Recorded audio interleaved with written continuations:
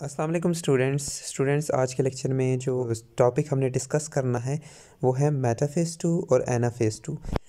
आपने देखा था कि जो मियोसिस 2 का प्रोसेस है उसका जो सबसे पहला फेज़ है सब फेज़ प्रोफेज़ 2 उसको हमने डिस्कस कर लिया था। इसके बाद आज जो हमने डिस्कस करना है वो है मेटाफेज़ 2। अब मेटाफेज़ 2 के अंदर क्या होता है, the individual chromosome are arranged in the equator of cell, यानी जो इंडिविजुअल क्रोमोसोम होते हैं यहाँ पे आप देख सकते हैं। जबकि मेटाफेज़ 1 के अंदर आपने देखा तो होमोलोगस क्रोमोसोम जो थे ना, पेयर ऑफ क्रोमोसोम, उन्हें सेंटर में अरेंज करवाए जाते हैं। जबकि मेटाफेज़ 2 के अंदर आप देख सकते हैं इंडिविजुअल क्रोमोसोम, पहले क्रोमोसोम को दूसरे क्रोमोसोम को, चूँकि हम यहाँ पे एक ऐसे सेल को डिस्कस करें जिसके अंदर दो ही क्रोमोसोम हैं, ठीक है। यहाँ पे जब इसके अंदर मियोसिस 1 होती है तो मियोसिस 1 के बाद इसके अंदर क्रोमोसोम नंबर रिड्यूस हो जाते हैं, यानी 4 थे पेरेंट सेल के अंदर। तो जब दोनों डॉटर सेल बनेंगे तो इसके अंदर भी 2 क्रोमोसोम, इसके अंदर भी 2 क्रोमोसोम। फिर फर्दर जब इनके अंदर मियोसिस 2 होगी तो ड्यूरिंग मेटाफेज़ इंडिविजुअल क्रोमोसोम को सेंटर में अरेंज कराया जाता है, ठीक है। तो यहाँ पे आप देख सकते हैं पहले क्रोमोसोम और दूसरे क्रोमोसोम को सेंटर में अरेंज करवाया गया पहले सेल के अंदर। इसी तरह से दूसरे सेल के अंदर भी आप देख सकते हैं इसके अंदर भी जब मेटाफेज़ 2 होगा तो इंडिविजुअल क्रोमोसोम को सेंटर में अरेंज करवाया जाता है। और जो सेंटर में जो क्रोमोसोम है वो दोनों साइड से अटैच है स्पिंडल फाइबर्स के साथ। ये क्रोमोसोम की जो सेंट्रोमेयर है वो दोनों पोल से अटैच है, किसके साथ? स्पिंडल फाइबर के साथ, ठीक है। तो ये मेटाफेज़ 2 के अंदर इंडिविजुअल क्रोमोसोम को सेंटर में अरेंज करवाया जाता है।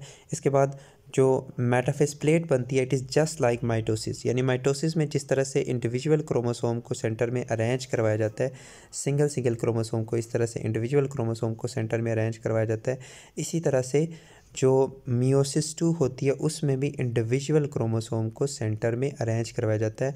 और हर एक जो सेंट्रोमेयर होती है it is attached with 2 spindle fibre from both poles. तो हर एक जो सेंट्रोमेयर होती है it is attached with 2 spindle fibres. अच्छा, नेक्स्ट अभी हम डिस्कस करते हैं एनाफेज़ 2 को। तो एनाफेज़ 2 में क्या होता है, द सेंट्रोमेयर डिवाइड। एनाफेज़ 2 में हर एक क्रोमोसोम की जो सेंट्रोमेयर होती है ये वाली, ये डिवाइड करती है। और हर एक जो क्रोमोसोम के जो सिस्टर क्रोमेटिड होते हैं they are separated during anaphase 2, ठीक है। तो यहाँ पे इस डायग्राम के अंदर भी आप देख सकते हैं कि ये जब क्रोमोसोम को सेंटर में अरेंज करवाया जाता है और एनाफेज़ 2 के अंदर क्या हो रहा है, ये जो सिस्टर क्रोमेटिड है, हर क्रोमोसोम के सिस्टर क्रोमेटिड वो सेपरेट हो रहे हैं, ठीक है। पहले क्रोमोसोम में से एक सिस्टर क्रोमेटिड इस साइड पे आ रहा है और इसी तरह से दूसरे क्रोमोसोम में से एक सिस्टर क्रोमेटिड इस साइड पे आ रहा है, और दूसरे पहले क्रोमोसोम में से दूसरा सिस्टर क्रोमेटिड दूसरे पोल की तरफ, अपने रिस्पेक्टिव पोल की तरफ मूव कर रहा है, और दूसरे क्रोमोसोम में से दूसरा सिस्टर क्रोमेटिड दूसरे पोल की तरफ मूव कर रहा है, ठीक है। तो सबसे पहले centromere divide as a result 2 chromatid are separated, जिसके नतीजे में 2 क्रोमेटिड सेपरेट हो जाते हैं, ठीक है। अच्छा, क्रोमेटिड मतलब ये क्रोमोसोम है और इसके ये जो क्रोमेटिड होते हैं दे आर सेपरेटेड एनाफेज़ 2 में इस तरह से होता है। इसके बाद क्या होता है, as each chromatid now separate structure, हर एक क्रोमेटिड अब सेपरेट स्ट्रक्चर है, दे आर कॉल्ड क्रोमोसोम, ठीक है। तो डायग्राम के अंदर मैं आपको बता देता हूँ कि यहाँ पे आप देख सकते हैं ये जो है ये भी एक क्रोमोसोम है और ये भी एक क्रोमोसोम है, इसी तरह से ये भी एक क्रोमोसोम और ये भी एक क्रोमोसोम, ठीक है। तो आफ्टर एनाफेज़ यानी हाफ क्रोमोसोम इस साइड पे आ जाते हैं और हाफ क्रोमोसोम इस साइड पे आ जाते हैं। यहाँ पे एक बात जो ज़हन में रखनी है, ये भी हैप्लॉइड है, ठीक है, और ये दोनों भी क्या हैं, हैप्लॉइड न्यूक्लियाई हैं, ठीक है। यहाँ पे ये जो आपको नज़र आ रहा है ये भी हैप्लॉइड न्यूक्लियाई है, ठीक है। मतलब सॉरी, इसके अंदर भी हाफ सेट ऑफ क्रोमोसोम है और ये जो यहाँ पे 2 न्यूक्लियस बने दोनों के अंदर हाफ सेट ऑफ क्रोमोसोम है। फ़र्क सिर्फ ये है कि ये जो क्रोमोसोम है ना इनके अंदर 2 क्रोमेटिड है, ठीक है। मतलब इसमें भी सिस्टर क्रोमेटिड है, ये डुप्लीकेटेड फॉर्म में, और ये जो क्रोमोसोम है ये डुप्लीकेटेड फॉर्म में नहीं है, ठीक है। ये भी 2 क्रोमोसोम है और ये भी 2 क्रोमोसोम है, ठीक है।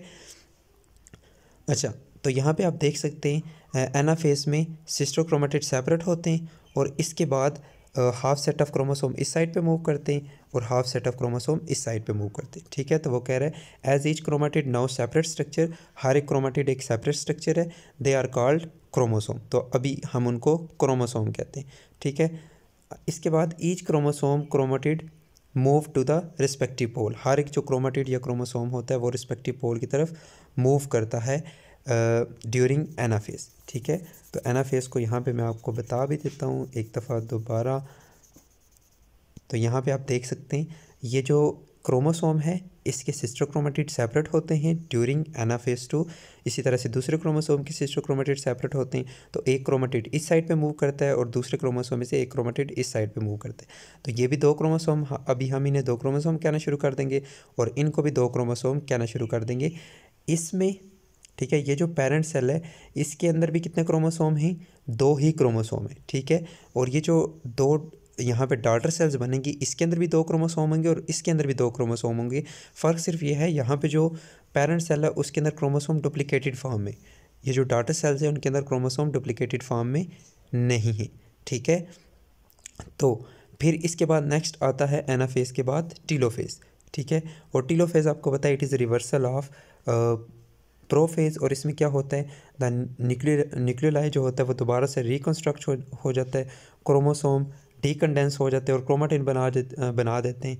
इसके बाद न्यूक्लियोलाई रीअपीयर हो जाता है। इसके बाद two nucleus are formed in one cell, एक सेल के अंदर दो न्यूक्लियस अपीयर हो जाते हैं और both nucleus have haploid set of nuclei. ठीक है, यहाँ पे आप देख सकते हैं एक सेल के अंदर at the end of telophase क्या होता है, एक सेल के अंदर दो न्यूक्लियस बन जाते हैं और दोनों न्यूक्लियस जो होते हैं वो क्या होते हैं, दे आर वन एन यानी हैप्लॉइड होते हैं। इसके बाद साइटोकाइनेसिस का प्रोसेस होगा और ये जो एक सेल होगा इससे दो डॉटर सेल्स बन जाएंगे और ये दोनों के दोनों डॉटर सेल्स वन एन होंगे यानी हैप्लॉइड होंगे, जिस तरह से पेरेंट सेल था। ठीक है, तो ये था मियोसिस 2 का प्रोसेस।